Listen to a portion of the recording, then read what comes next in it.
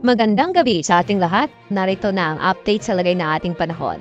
Amihan pa rin ang nararanasan dito sa Hilaga at Gitnang Luzon at nagdudulot pa rin ho yan ng mga isolated o pulupulong mahihinang mga pagulan, lalong-lalo na sa Hilagang Luzon. At nagdudulot pa rin ang amihan ng mabababang temperatura sa malaking bahagi ng Luzon at Visayas, especially po sa matataas na lugar. For the rest of this day sa Metro Manila at natitirang bahagi ng bansa, general fair weather naman o bahagyang maulap hanggang sa maulap na papawurin ang mararanasan. Nagbabalik din ang easterlies at tuminante pa rin ito sa kanlurang bahagi ng ating bansa at pwede pa rin huya magdulot ng mga localized thunderstorms lalong-lalo na sa hapon at gabi.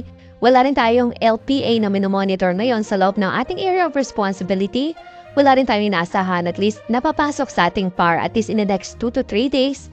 Para naman sa pagtayo ng ating panahon bukas, likely magpapersist pa rin ang isolated light rains sa Northern Luzon o sa Hilagang Luzon dahil pa rin ho yan sa amihan. Samantala sa Metro Manila at natitirang bahagi pa ng Luzon, bahagyang maulap hanggang sa maulap pa rin ang papawuri na mararanasan bukas, posible din ng mga isolated rain showers sa hapon at gabi. Samantala sa Visayas at Mindanao, generally improved weather pa rin ang mararanasang panahon hanggang bukas.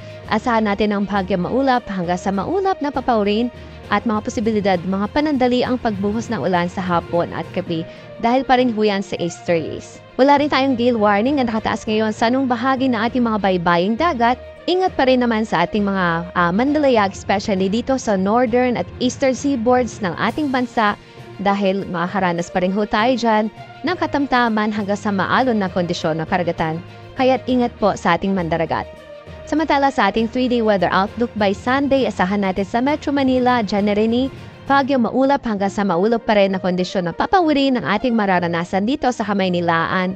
Samantala sa Baguio City naman, posible pa rin ang isolated light rains dahil sa amihan. At samantala sa Legazpi City ay may mga localized thunderstorms pa rin. By Monday hanggang Tuesday, mararanasan natin muli dito sa Kamaynilaan ang epekto ng amihan which is isolated light rains hanggang Tuesday huyan. And then sa Baguio po, patuloy pa rin ang isolated light rains. Sa Legazpi naman, by Tuesday po mararanasan ang epekto ng amihan which is isolated light rains. Sa Visayas, generally ay fair weather pa rin ang mararanasan doon in the next 2 to 3 days.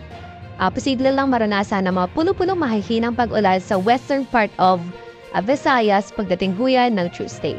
Sa Mindanao naman, generally fair weather pa rin ho, pero may mga localized thunderstorms pa rin tayong maranasan. Pwedeng maranasan any time of the day dahil pa rin yan sa easterlies at sa mga localized thunderstorms.